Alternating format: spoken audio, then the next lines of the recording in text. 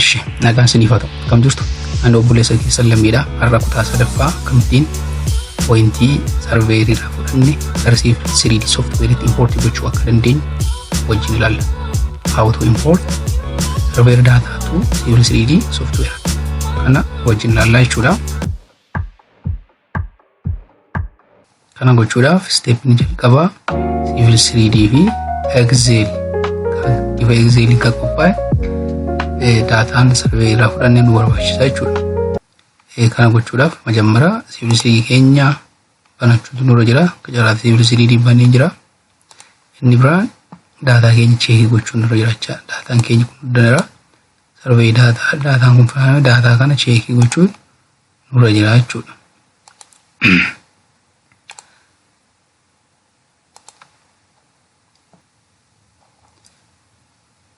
Survey data keenya cheekii gochuun nurra jiraachaa tokkoffaa formatii itti daataan keenya taa'eeru cheekii gochuun nurra jira.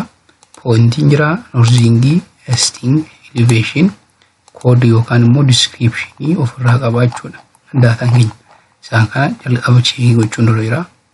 Lamaffaa Civil 3D'n barreeffamoota tekstii kan riidii waan nun gooneef irraa balleessuutu nurra jira jechuudha. Isaanin irraa balleessineet akkasittiin kaa'uu nurra jira. Kawan nurra jira jechuudha. Isaan booda Civil 3D banne Excel banne banannaa jechuudha. Yeroo banannu Civil 3D keenya kana fakkaata. Amma nuti haaraa hojjechuuf jirra waan ta'eef kamerratti kilikii goona jalqaba interface of Civil 3D irratti waa'ee gara kanaa tokko tokkoon ilaalleerra. Namoonni haaraa dhuftan gara boodaatti deebitanii viidiyoo kutaa lammaffaa irratti hojjedheerraa ilaaluu dandeessu. Kanaaf maal goonaa ni jiru irratti okay jenna jechuudha. Okay, ni erga jennee booddee nu baneera. Erga nu banee booddee waan nuti gochuu qabnu jalqaba Unity sirreessuu nurra jira.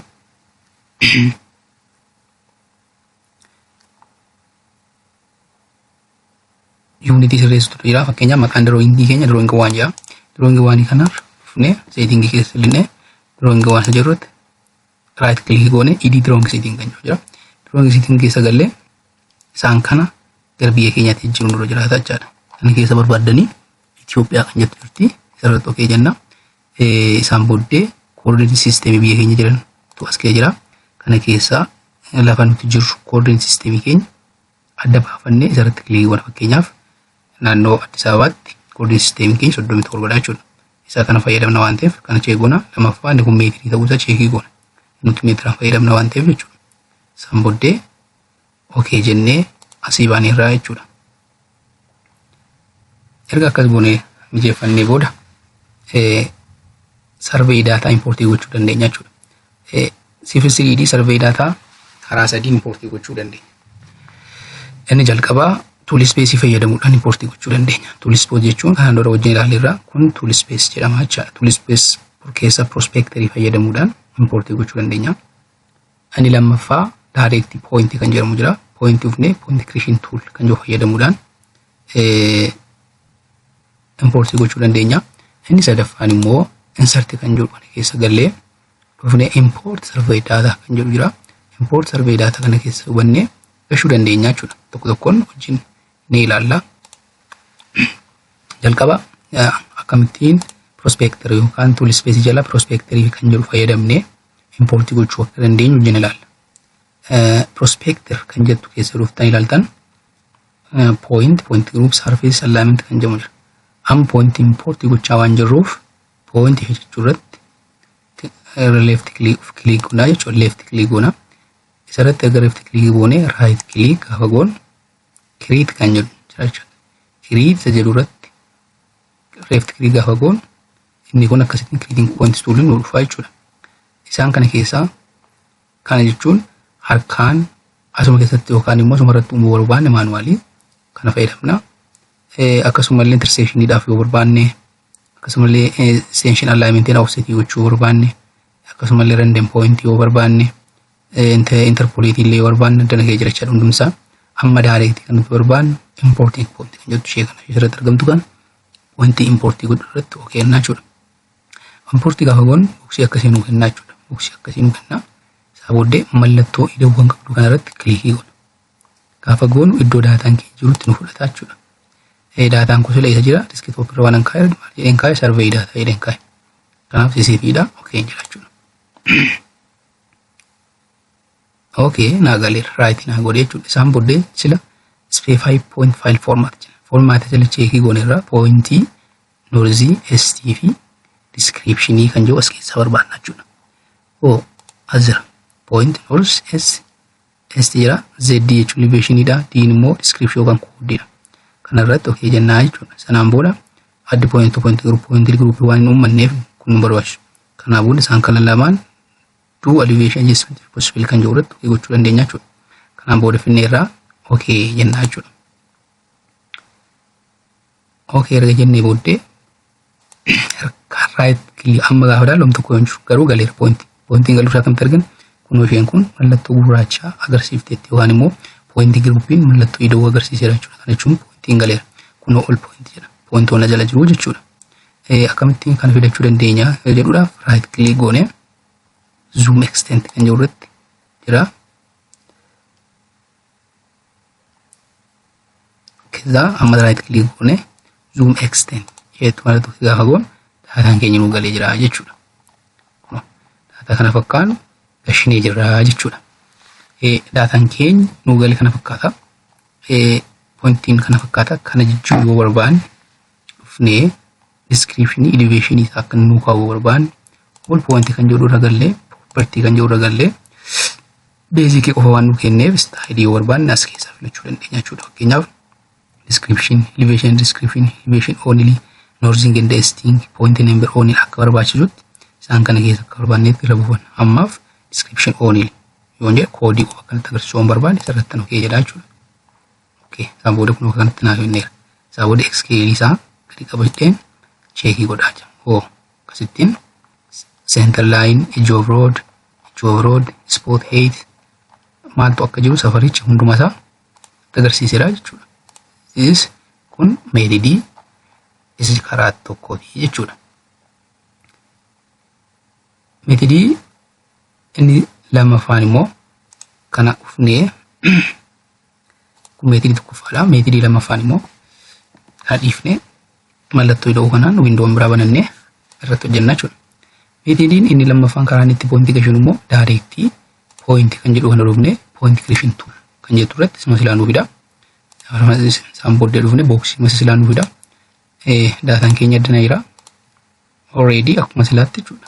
Kana fayyadamnee okay gaafa jennu isaan booddee right click zoom isaan booddee zoom extend gaafa jennu daataa keenya akkatti nuuf fidera jechuudha. This is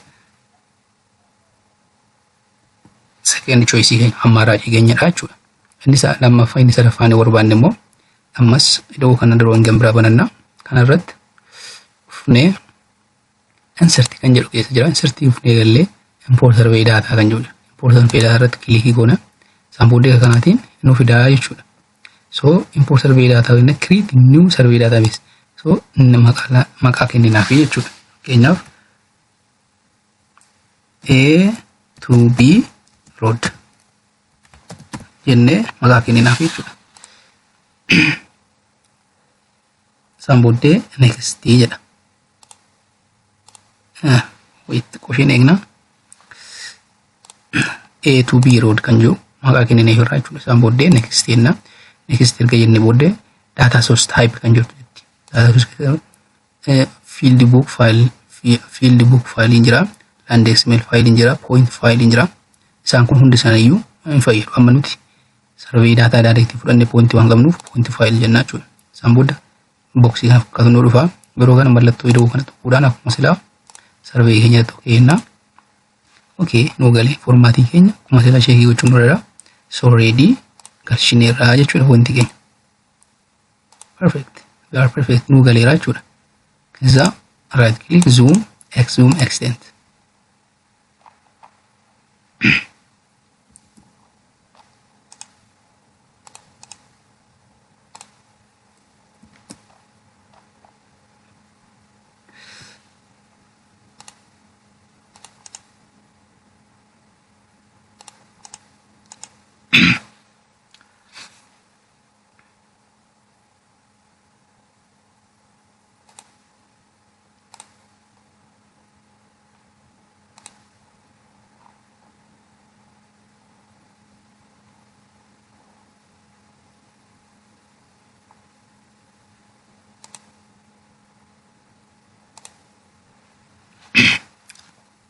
mallattoo ida'uu kana goone drawing kan biraa bananna.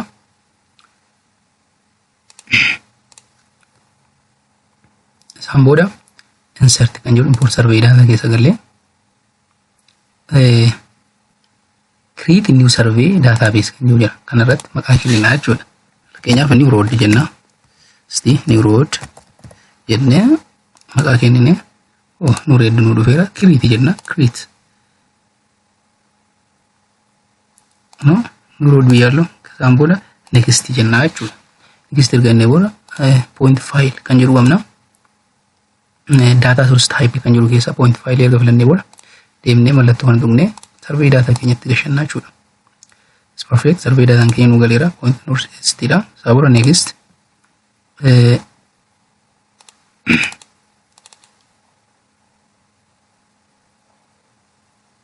create specific network dha. Network haaraa uumnaa jechuudha. New road jenna. New road jenna. So new road jennera. Sabura next jenna. Wakkatiin daataan keenya nu galaa jechuudha. Finish. So karaa sadiin pointii keenya gara daataa keenyatti galfannee fayyadamuu dandeenya jechuudha. Ani yeroo baay'ee kanan fayyadamu isuma kanadha. Direct prospector jala kan jiru fayyadama. So this is all about how to import survey data to Simple 3D software. Wanti irraa argatanitti jechuun ni danda'a. Please don't forget to subscribe my channel. See you next. Goodbye.